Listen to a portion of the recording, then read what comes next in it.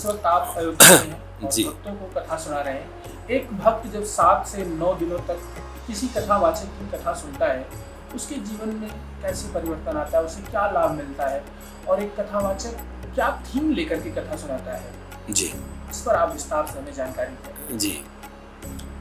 वास्तविक बात, बहुत बहुत अभिनंदन करते हैं, साधुवाद देते हैं आपको। और भैया आपने बड़ा सुंदर प्रश्न पूछा। तो वास्तविक बात अगर हम कहें, कथा के 2 रोल हैं। एक उसका भौतिक पक्ष ये है, जो कोई भी व्यक्ति कथा सुनता है उसके जीवन में क्या प्रभाव होता है, असल में हम क्या हैं और हम क्या बनते हैं, इसका सबसे बड़ी ये इस बात पे निर्भर होता है कि हमने क्या सुना, क्या देखा, क्या पढ़ा। इसका अपने आप में एक बहुत बड़ा रोल होता है।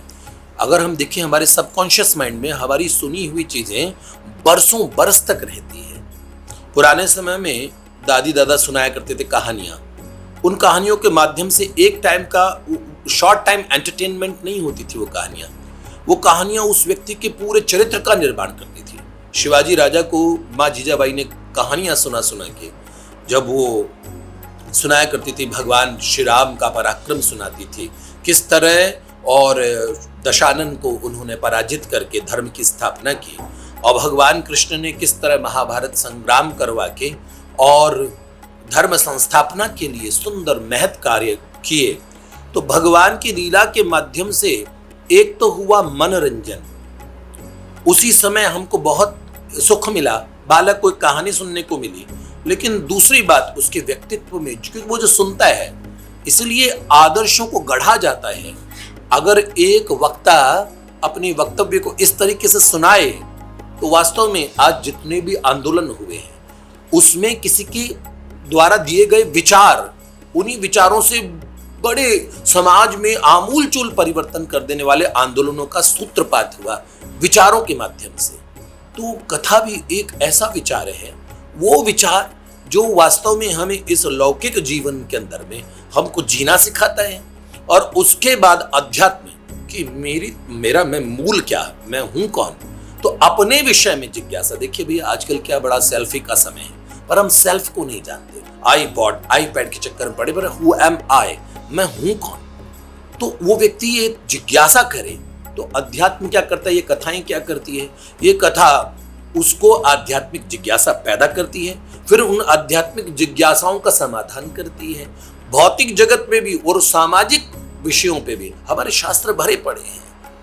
जैसे हमें निज धर्म पे चलना सिखाती रोज रामायण, अगर वो रामायण पढ़ेगा तो उसमें संस्कार आएंगे। मर्यादा पुरुषोत्तम भगवान राम ने किस तरह का आचरण अपने संबंधों में किया, ये वास्तव में बहुत बड़े आदर्श की बात है, हर चीज समझने लायक बात है। अगर कोई प्रश्न करे कि माँ जानकी जी को क्यों छोड़ा, यहाँ संबंध में कोई चूक हुई थी क्या, नहीं, वास्तविक रहस्य इसका कोई बहुत बड़ा है।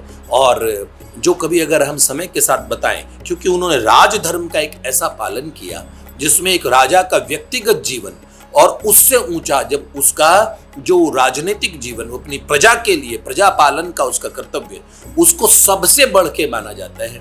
तो श्री राघवेंद्र की लीला के पीछे भी प्रमुख कारण यही है। इसी तरीके से कथा के माध्यम से इन विषयों को इस तरह से समझाया जाए, बताया जाए कि वो व्यक्ति सामाजिक रूप से व्यक्ति तैयार हो, वो धर्म का वास्तविक मर्म जाने, और तीसरी बात वो अपने आप को जाने, परमात्मा को जाने, अपने अस्तित्व को समझे, इस निसर्ग को समझे। ये कथा का बहुत बड़ा रोल है। ये सब निर्भर करता है वक्ता पे कि वक्ता क्या सुनाते हैं, किस प्रकार से सुनाते हैं। तो बहुत उनका महद योगदान है। हम इसीलिए उन कथावाचकों को भी नमन करते हैं। वास्तविक अगर कई लोग कहते हैं कि कथावाचक वास्तव में एक जो उनके मन में सीधे एक इमेज आती है कि कथावाचक क्या, ये इनका कोई प्रोफेशन है। वास्तविक अगर हम इस बात को बहुत गौर करके देखें, अगर कथाएं न होती, सनातन धर्म को वर्तमान में हमारे बालक नहीं जानते, पर जितना बहुत भी जानते हैं वो ये कथावाचक जो कथाएं कह रहे हैं, क्योंकि अब हमारा सामाजिक स्ट्रक्चर खत्म हो गया।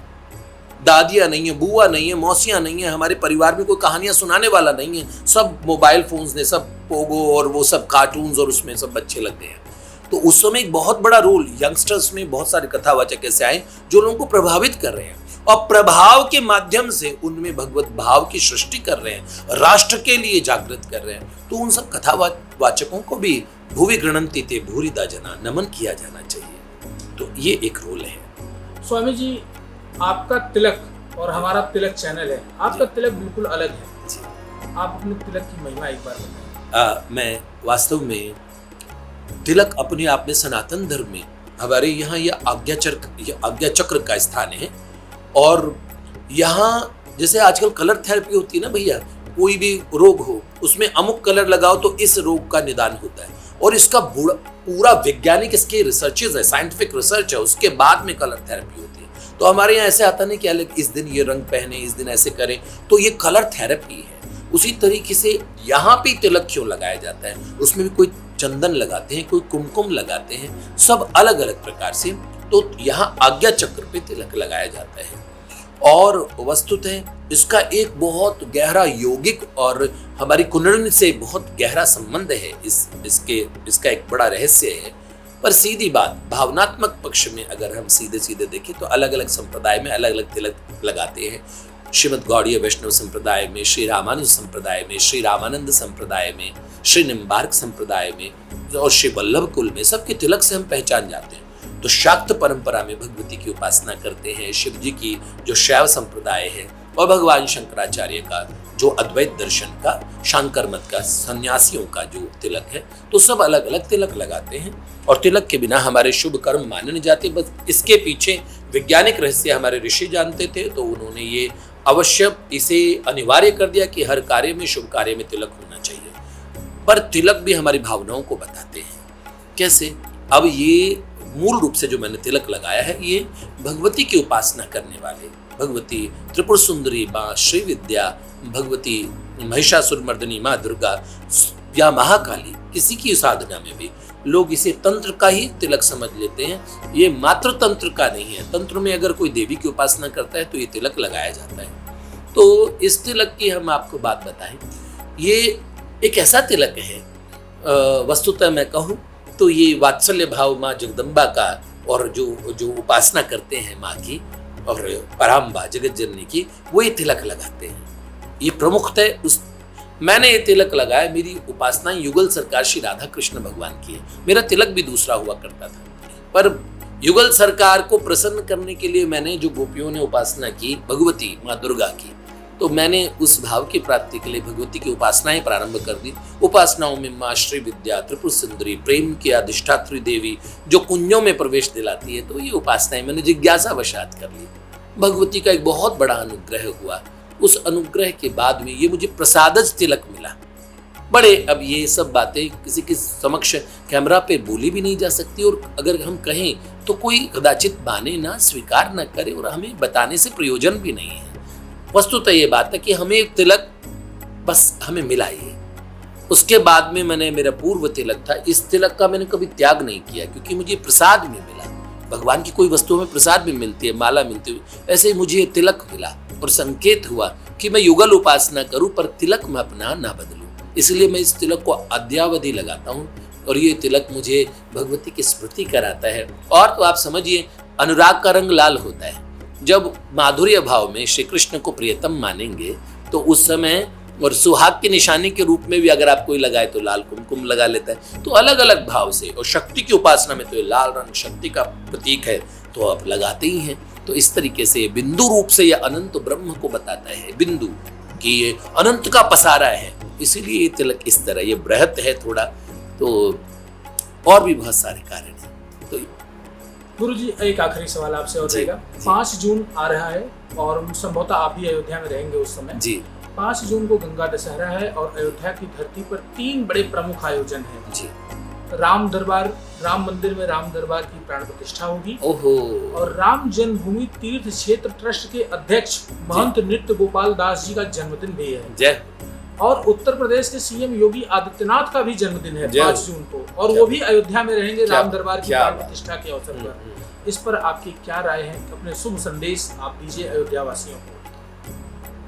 इतनी प्रसन्नता की बात है, राम जन्मभूमि ट्रस्ट के परमाध्यक्ष पूज्यपाद प्रातः स्मरणीय श्री नृत्य गोपाल दास जी महाराज अद्भुत संत हैं। उन्होंने तो साधुशाही का, और एक अगर हम कहें तो इस समय और ये जो राम जन्मभूमि और इस न्यास का ये गौरव है और ऐसे महापुरुष हम लोगों के मध्य में विद्यमान हैं, उनका जन्म दिवस है। उसी समय हमारे उत्तर प्रदेश के यशस्वी मुख्यमंत्री जी क्या काम कहें, एक वो राजर्षि भी हैं, ऋषि भी हैं और राजा भी हैं। ऐसा काम किया है योगी जी ने। हर जगह जब हम जाते हैं, तीर्थों में, वृंदावन में जाते हैं, काशी जाते हैं, अयोध्या जाते हैं, तो हम नमन करते हैं उन महापुरुष को कि क्या उन्होंने ऐसा सनातन के इन सुंदर स्थानों के विषय में सोचा है। तो ये एक परिकल्पना बड़ी सुंदर, ये संयोग नहीं, एक प्रयोग। एक बार मोदी जी ने एक बात कही थी, वास्तव में भगवान ने ये प्रयोग करके देखा कि इन लोगों को ऐसे स्थानों पे विराजित किया है और उसमें भी ऐसा सुंदर सुअवसर।